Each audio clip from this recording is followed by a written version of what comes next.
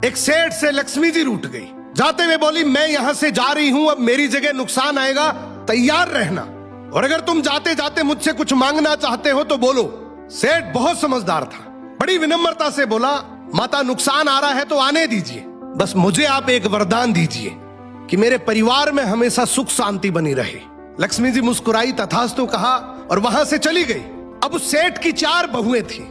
कुछ दिनों बाद सबसे छोटी बहू खिचड़ी बना रही थी। उसने खिचड़ी में नमक डाला और अपने काम में व्यस्त हो गई। तभी दूसरी बहू आई और उसने खिचड़ी को बिना चखे ही और नमक डाल दिया और वो भी अपने काम में व्यस्त हो गई। ऐसे एक एक करते तीसरी और चौथी बाकी की 2 बहुएं भी आई। उन्होंने भी खिचड़ी को बिना चखे ही उसमें नमक डाल दिया। अब रात को सबसे पहले सेठ खाना खाने बैठा। जैसे ही उसने खिचड़ी का 1 चम्मच लिया, उसे महसूस हो गया कि इसमें बहुत ज्यादा नमक है, और सेठ जी तुरंत समझ गए कि नुकसान आ चुका है। किसी से कुछ नहीं कहा, चुपचाप खिचड़ी खाई और चला गया। अब सेठ के बाद खाना खाने की बारी आई सबसे बड़े बेटे की।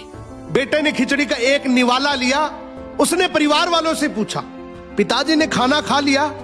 उन्होंने कुछ कहा? तो बाकी सबने जवाब दिया, हाँ पिताजी ने तो खाना खा लिया, लेकिन किसी से कुछ नहीं कहा।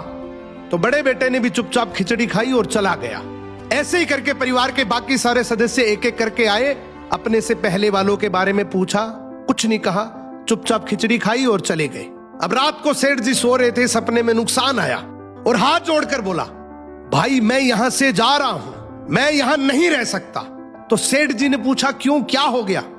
नुकसान बोला, तुम सबने मिलकर 1 किलो नमक खा लिया, पर मजाल है कोई किसी पर नहीं चिल्लाया, किसी ने गुस्सा नहीं किया, सब शांत रहे। अब जिस परिवार में इतनी सुख शांति हो, आपस में इतना प्यार हो, वहां पर मैं नहीं रह सकता। निष्कर्ष कि जिंदगी है तो उतार चढ़ाव, दुख सुख, फायदा नुकसान सब चलता रहेगा, लेकिन जिस परिवार में आपस में लोगों में प्यार है, सुख शांति है, छोटे में आदर, बड़े में बड़प्पन